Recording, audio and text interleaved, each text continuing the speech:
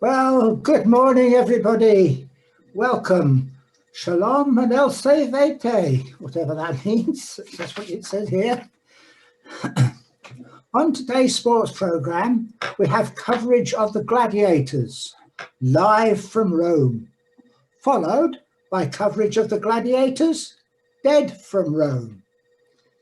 After that, there's a feature on Clarence, the cross-eyed lion, defending his Christian eating title against Festus, the Christian, who has yet to be eaten in 17 professional dinners so far this year. Following that, we were going to have coverage of Wales' slightly less than glittering performance in the Six Nations Championship. But luckily for them, rugby hasn't been invented yet. So instead, we're going over to Alan Hansen-Ississimus and Gary Lineker on the banks of the Sea of Galilee. Well, yes, indeed. Thank you, Mark.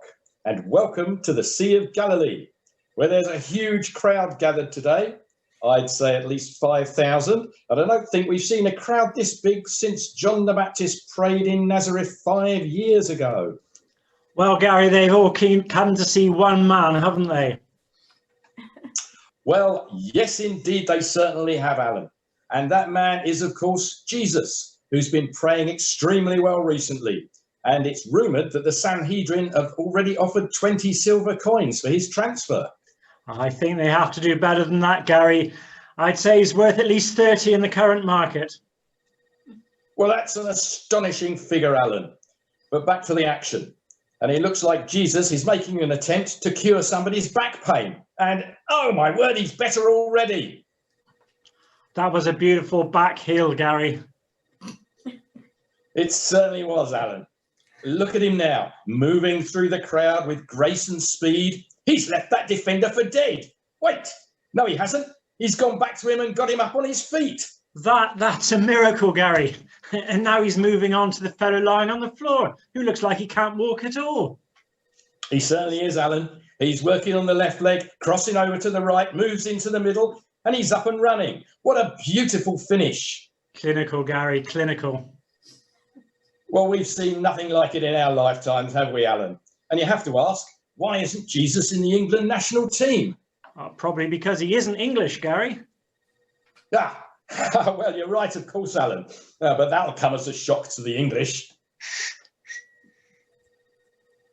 Oh, there goes the half-time whistle. Then there's definitely a problem here. There are nowhere near enough orange quarters to go round. Wait a minute, Gary. There's a young lad coming forward. It looks like he's offering his packed lunch. I can see 5 loaves and 2 fishes.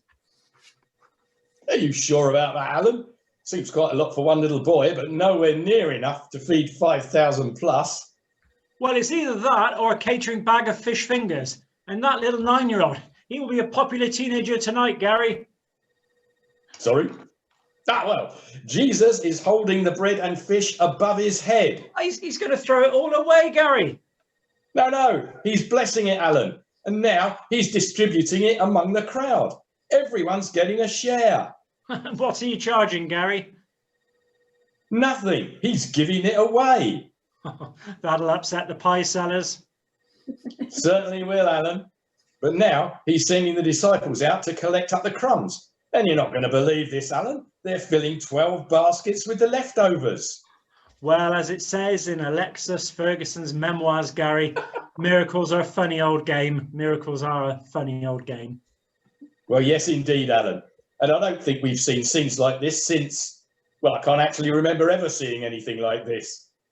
Well, let's be honest, Gary. If he keeps this up, he's going to be bigger than Abraham, probably bigger than Moses, maybe even bigger than Gareth Baleamus.